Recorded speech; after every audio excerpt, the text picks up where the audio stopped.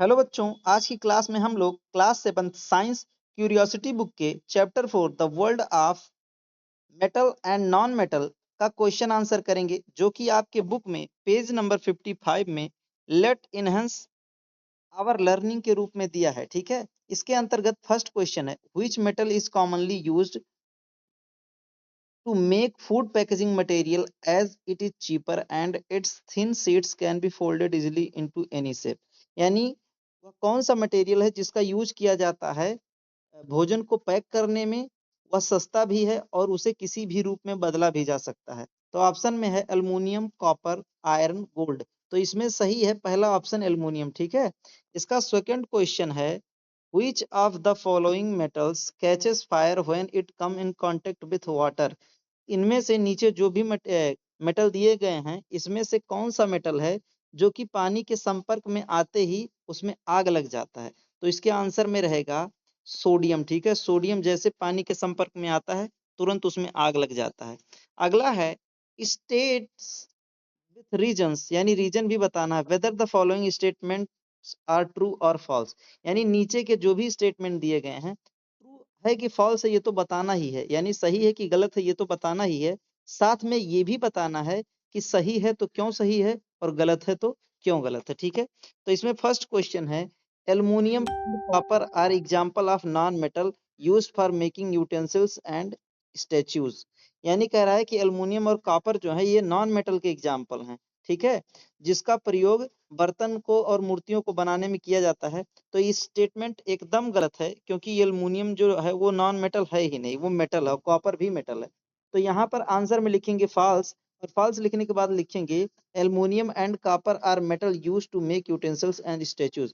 यानी ये मेटल हैं और इनका यूज किया जाता है यूटेंसिल्स यानी बर्तनों को और मूर्तियों को बनाने में। सेकंड है, metal from oxides when combined with oxygen the solution of which turns blue litmus paper to red। ठीक है, कह रहा है कि metals from oxide when combined with oxygen, यानी कोई भी मेटल हो अगर वो ऑक्सीजन के संपर्क में आता है तो वो ऑक्साइड बनाता है। और आगे बोल रहा है द सॉल्यूशन ऑफ व्हिच, जिसका सॉल्यूशन जो है turns blue litmus paper two red, जिसका सॉल्यूशन नीले लिटमस पेपर को लाल में बदल देता है। तो यह स्टेटमेंट भी गलत है। गलत क्यों है?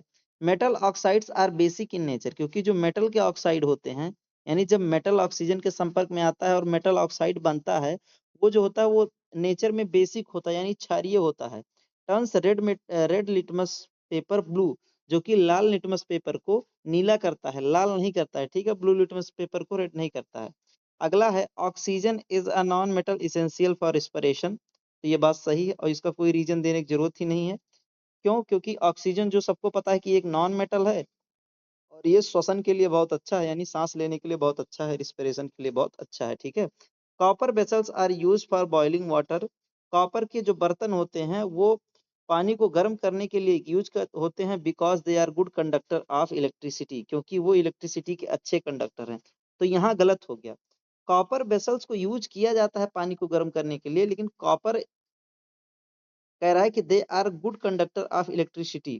तो ये फॉल्स है। क्यों? क्योंकि copper vessels are used for boiling water because copper is good conductor of heat. ठीक है, नॉट इलेक्ट्रिसिटी। बच्चों इस बात को समझाने में थोड़ा कंफ्यूजन है, लेकिन अगर आप दिमाग लगाएंगे तो मैं आपको समझा दूंगा। देखिए ध्यान से सुनिए। कह रहा है copper vessels are used for boiling water.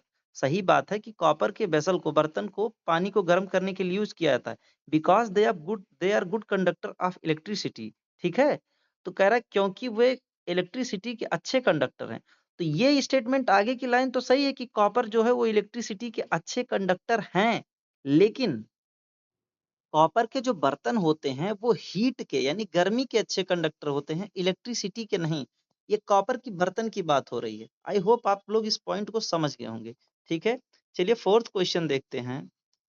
Why are only a few metals suitable for making jewellery. यानी कुछ ही मेटल जो हैं वो सुटेबल हैं ज्वेलरी यानी सोने चांदी के आभूषण बनाने के लिए। तो इसके आंसर में लिखेंगे some essential properties for making jewellery include lustre, malleability, ductility and resistance to corrosion.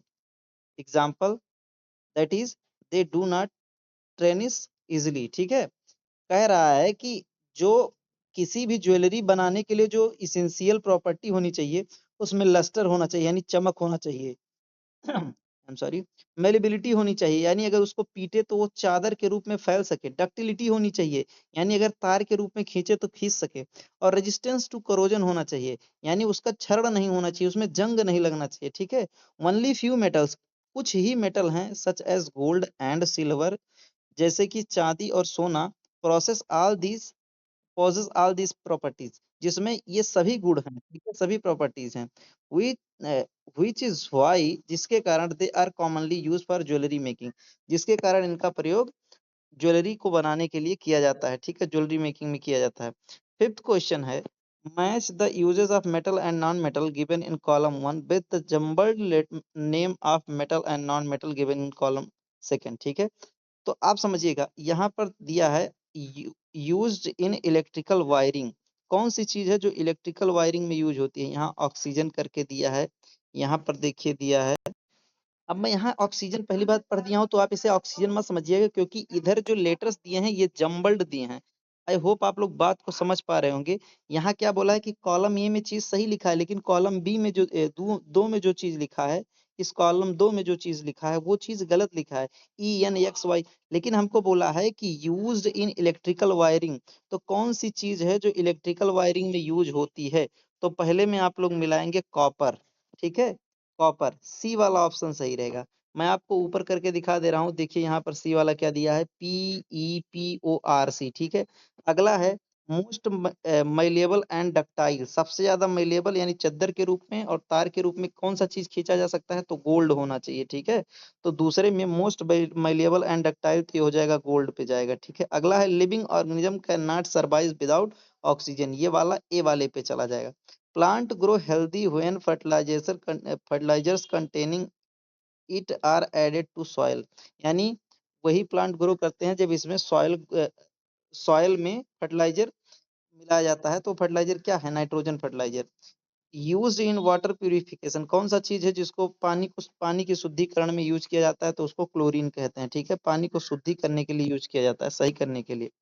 Sixth question है, व्हाट हैपन्स, क्या होता है when oxygen react with magnesium and sulphur, क्या होगा जब ऑक्सीजन मैग्नीशियम और सल्फर के साथ रिएक्ट करेगा। What are the main differences in the nature of product formed. ठीक है, और कह रहा है कि जो भी प्रोडक्ट फॉर्म होंगे उनके नेचर में क्या डिफरेंस होगा। तो आंसर में लिखेंगे magnesium reacts with oxygen, magnesium जो है ऑक्सीजन के साथ रिएक्ट हो जाता है टू फॉर्म मैग्नीशियम ऑक्साइड, जिससे मैग्नीशियम ऑक्साइड बनता है। When magnesium oxide is dissolved in water, जब मैग्नीशियम ऑक्साइड पानी में घुलता है, it turns basic solution that turns red litmus paper blue। ठीक है, ये बेसिक सॉल्यूशन में बदल जाता है जो कि लाल लिटमस पेपर को नीले लिटमस पेपर में बदल देता है। जबकि sulphur when burnt in air, जब सल्फर को हवा में जलाया जाता है, रिएक्ट विथ ऑक्सीजन, तो वो ऑक्सीजन में से रिएक्ट करता है, present to form sulphur dioxide, और जिससे सल्फर डाइऑक्साइड उत्पन्न होता है यानी पैदा होता है यानी बनता है। When sulphur dioxide dissolve in water, जब सल्फर डाइऑक्साइड को पानी में मिलाया जाता है, इट फॉर्म्स सल्फरस एसिड, तो यह सल्फरस एसिड बना लेता है, which is acidic in nature, जो कि नेचर में एसिडिक होता है, and turns blue litmus paper red, जो कि नीले लिटमस पेपर को लाल बना देता है। अगला है complete the following flow chart, नीचे के फ्लो चार्ट को कंप्लीट करना है। तो कह रहा है कौन सा चीज हवा के साथ और आग के साथ जोड़ दें तो ऐस बन जाता है यानी राख बन जाता है, और पानी छोड़ता है, और उसके बाद नीचे ये सब क्रिया होती हैं। ठीक है, आई एम सॉरी, तो इसका आंसर में हो जाएगा, आंसर आप लोग देख लीजिए फटाक से। मैग्नीशियम रिबन को, मैग्नीशियम रिबन जो है उसको अगर हवा के साथ और के साथ मतलब आग लगाया जाए तो ऐसे यानी राख बचेगा, थोड़ा पानी छोड़ेगा और बन जाएगा मैग्नीशियम ऑक्साइड सॉल्यूशन। ठीक है, add blue and red litmus paper solution separately, और इन दोनों के साथ ब्लू और रेड लिटमस पेपर को सॉल्यूशन को जोड़ा जाएगा। तो change in blue litmus solution, no change. ठीक है, ब्लू लिटमस सॉल्यूशन में कोई चेंज नहीं मिलेगा। Change in red litmus solution, इसमें ब्लू कलर का चेंज मिलेगा। ठीक है, चलिए चलते हैं अपने नेक्स्ट क्वेश्चन जो कि 8 नंबर क्वेश्चन है। 8 नंबर क्वेश्चन है, you are provided with the following materials, यानी नीचे कुछ मटेरियल आपको दिए गए हैं। Discuss which material would be your choice to make a pan that is most suitable for boiling water and why. कह रहा है इससे आप लोगों को पानी उबालने का एक पैन बनाना है, पैन यानी कढ़ाई बनाना है, तो आप इसमें से कौन सा मटेरियल लेंगे, ठीक है, और क्यों लेंगे, ठीक है। सुटेबल मटेरियल तो दिया है iron, copper, sulphur, coal, plastic, wood और कार्डबोर्ड, ठीक है। तो हम लिखेंगे to make pan suitable for heating, ऐसा पैन बनाना है जो कि आग के लिए सही, मतलब गर्म करने के लिए सही है। आयरन एंड कॉपर, लोहा और copper would be the best choice, यही सबसे बढ़िया चॉइस होगा। बोथ आर मेटल्स, दोनों मेटल हैं, विथ हाई मेल्टिंग पॉइंट, क्योंकि इनका मेल्टिंग पॉइंट जो है वो हाई है। So they can withstand high temperatures, तो इस ये हाई टेम्परेचर के साथ भी रह सकते हैं, विदाउट मेल्टिंग और डिफॉर्मिंग, बिना मेल्ट हुए, यानी बिना गले या बिना अपना रूप चेंज किए, ठीक है। अब प्लास्टिक में आग लगा देंगे तो प्लास्टिक अपने जल के खत्म हो जाएगा। They are also good conductor of heat, और ये हीट के अच्छे कंडक्टर भी हैं। Allowing heat to spread evenly across the surface of the pan, जो कि अलाउ करेंगे गर्मी को पैन के चारों तरफ, ठीक है, कढ़ाई के चारों तरफ, और आग पूरे में जाएगा, जिससे जो भी चीज गर्म करेंगे जल्दी से गर्म होगा। You are provided with 3 iron nails, आपको 3 लोहे के कील दिए गए हैं। ईच डिप्ड इन कॉयल, सभी को ऑयल, सभी को तेल में डुबोया गया है, पानी में डुबोया गया है और विनेगर सिरके में डुबोया गया है। Which iron nail will not rust and why, कौन सा आयरन नेल है जो नहीं रस्ट लगेगा और क्यों नहीं लगेगा, ठीक है। तो यहाँ पर सवाल में थोड़ा सा गलत मैं आपको समझा दिया हूँ, क्योंकि 3 नेल दिए गए हैं, each dipped in oil, water and vinegar, तो सबको अलग अलग किया गया है, जहां तक मुझे अंदाज है, भी आंसर में पता चलेगा।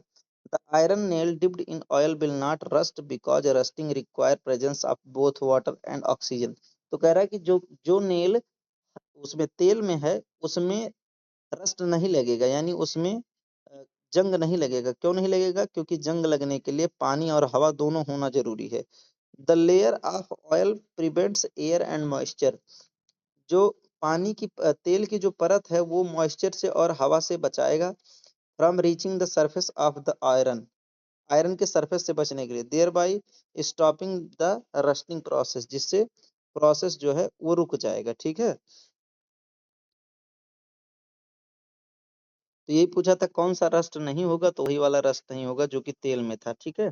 10वां क्वेश्चन है, how do the difference properties of metal and non metal determines their uses everyday life, यानी how do the different properties of metal and non metal determine uses of everyday life, यानी जो metal है और non metal है, इनके अलग अलग properties हमारे डेली लाइफ में जो हैं यूज होते हैं, उसको बताना है। तो इसके आंसर में लिखेंगे metals are used in making wires and cables, metal का प्रयोग तार को और केबल को बनाने में किया जाता है ड्यू टू इलेक्ट्रिकल कंडक्टिविटी, इनके इलेक्ट्रिकल कंडक्टिविटी के कारण, ठीक है।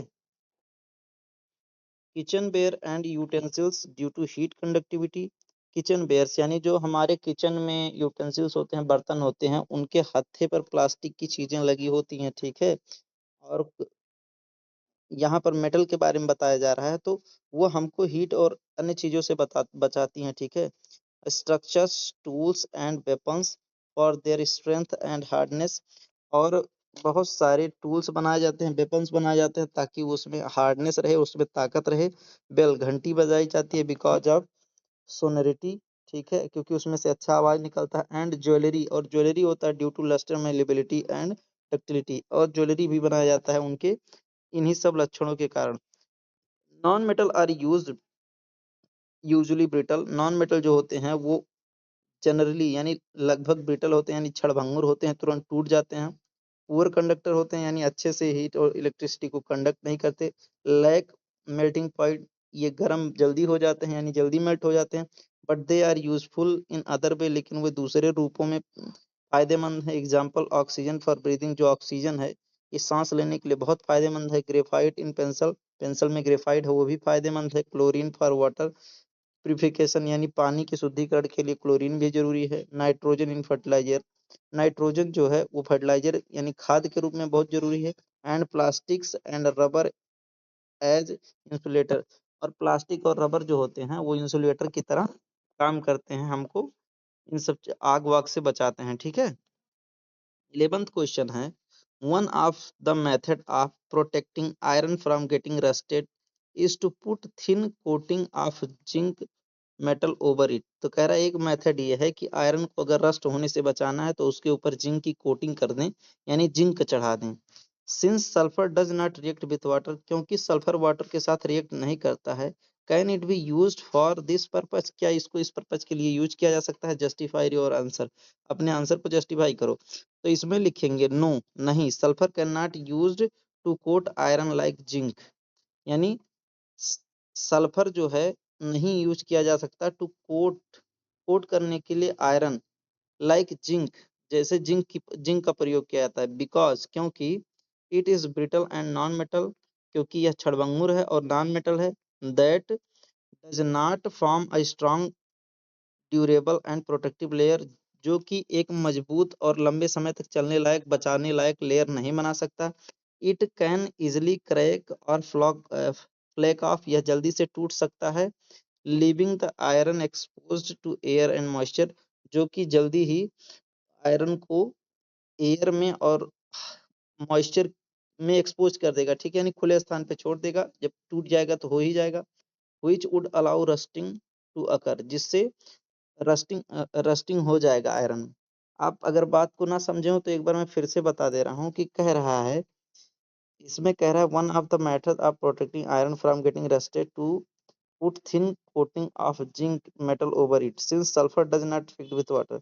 तो जिंक जो है वो उसमें दूसरी क्वालिटी है, लेकिन सल्फर में दूसरी क्वालिटी है। सल्फर लगाएंगे तो जल्दी से छूट जाएगा और फिर से इसमें रस्टिंग हो जाएगी।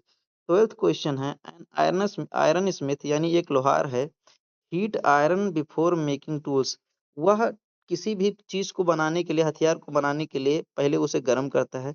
Why is heating necessary in this process, इस प्रोसेस में गर्मी क्यों जरूरी है? तो इसका आंसर हो जाएगा हीटिंग इज नेसेसरी, गर्मी जरूरी है, यानी गर्म करना जरूरी है। इन दिस प्रोसेस, इस प्रोसेस में, बिकॉज, क्योंकि, it is soften the iron, क्योंकि यह लोहे को मुलायम कर देता है।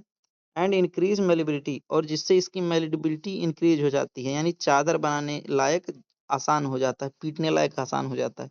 Making it easier to bend, जो इसको मुड़ने में मदद कर देता है, बहुत आसान कर देता है। Shape and form into desirable tool, और इसको जिस भी टूल के रूप में बदलना चाहे बहुत आराम से बदल लेते हैं। ठीक है, तो यहाँ पर प्यारे बच्चों आप लोग का ये चैप्टर खत्म हो गया। आई होप आप इस चैप्टर के सभी क्वेश्चन आंसर को बहुत अच्छे से समझ गए हैं। अगर आपको किसी भी क्वेश्चन में कोई कंफ्यूजन है तो आप कमेंट बॉक्स में बताइए, मैं आपको रिप्लाई जरूर दूंगा। और साथ ही अगर आपको क्लास 7th के और किसी भी बुक का सॉल्यूशन चाहिए तो आप कमेंट बॉक्स में बताइए, मैं बहुत ही जल्द उसे भी आपको प्रोवाइड करूंगा। तब तक आप लोग मन लगा के पढ़ते रहिए, मिलते हैं अगली क्लास में।